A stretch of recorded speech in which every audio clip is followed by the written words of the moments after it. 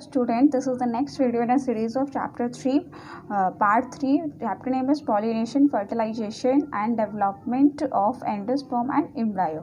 The topic is here fertilization. Fusion of male and female gamete is called fertilization. All you know that this definition, whenever the fusion of male and female gamete, we call it fertilization. So here what is the male gamete? Male gamete is pollen grain, and what is the female gamete? Female gamete is embryo sac. When these both are combined together, fertilization occur. Fertilization is studied under following heads. So in fertilization topic we have to know about some topic. First one is germination of pollen grains. So in germination of pollen grain, first we have to know that after pollination, pollen grains germinate on the stigma. They absorb moisture and sugar content from the stigma and swell up. The intine of the pollen grain grow out through of any one germinal pore of exine in the form of tube-like outgrowth is called pollen tube. So what do you understand by this topic? When pollen grain by the pollination process, you know that where the pollen grain transfer from anther to stigma. So before we will study about the pollination. So pollen grain when go on a stigma, they will absorb moisture and sugar solution from the stigma, and they will swell up, and the intine of pollen grain grow out through that. What is intine and what is exine? Here you can see that the diagram. This is pollen grains. The outer one structure is called exine, and the inner one is intine. So this whenever it take the sugar solution and grow, it will the intine of the pollen grains make a tube-like outgrowth that is known as pollen tube. Okay, the initial stage of the pollen tube is known as vegetative cell that can grow. Vegetative cell, you know that they can continuous divide and grow it, and here in just before here the male cells are present that produce male gamete here. Okay.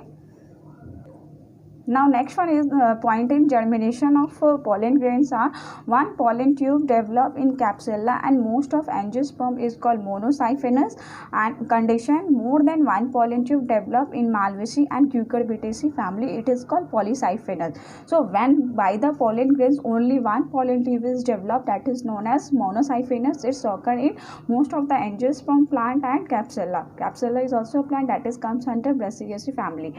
Okay, and whenever the more than one pollen tube is developed, that is known as polycyphenous. It's occur in Malvaceae and Cucurbitaceae family. Now this germination of pollen grains I will explain you with the help of diagram. This is the diagram by which you can understand the development of pollen tube, germination of pollen tube. Here you can see this is the structure of the stigma. Stigma here, this is style, and here it is ovary where the egg cells and nuclei are present. So first of all, pollen grains are coming here on the stigma by the process of pollination, and these pollen grains take the moisture and sugar solution from the stigma and swell up. The intine part of pollen grains make a tube-like structure that is known as pollen tube. Okay, this tube-like structure grow towards the ovary is known as pollen tube. Inside the ovary, you can see that ovule. The first upper, this is the ovule. Upper one we can call it antipodal cell. This complete structure you have studied in class 11. So there I'm not going in a deep. So first one is antipodal. The down one we call it synergid cell. In middle, the polar nuclei are present. So this pollen tube is growing towards the ovary by taking sugar solution from the inside. So this is the whenever it grow the out, first one part is it is the vegetative cell that can continuous divide, and the here in just before here male gamete producing cells are present. Male gamete are non-motile, it is not movable, it can go just towards the with the vegetative cells. Okay, we can understand this with the help of this diagram.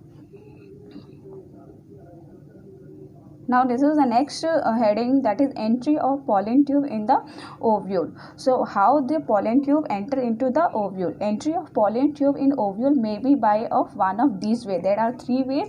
The first one is porogamy. In this pollen tube enter into the ovule through micropyle. This is the part of ovule. Whenever the pollen tube enters through the micropyle, we call it porogamy. Example, angiosperm. In angiosperm plant, always the pollen tube it enters through the micropyle. Next one is chalazogamy.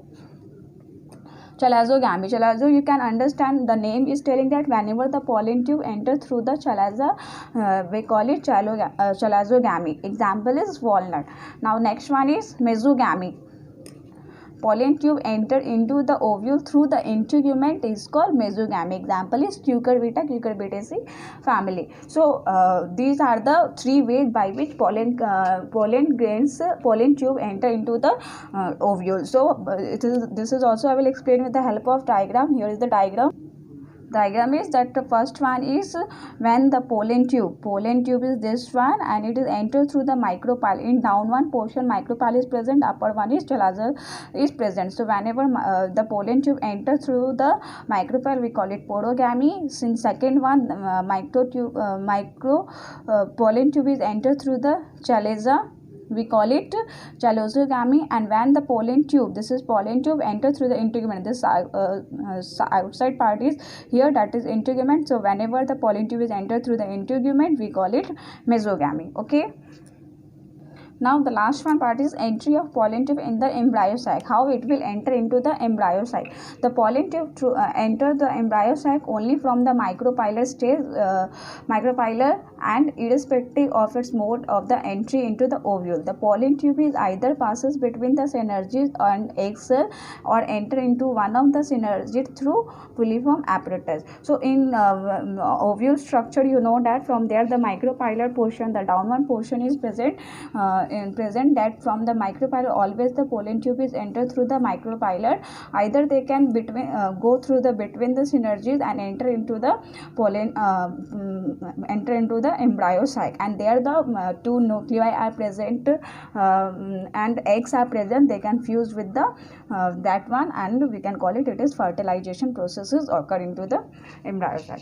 Now on the basis of this topic, I will give you one question here. Define monocyphinous and polycyphinous with the help of example. Okay, write down the answer of this question and also write down the notes of this topic in your notebook.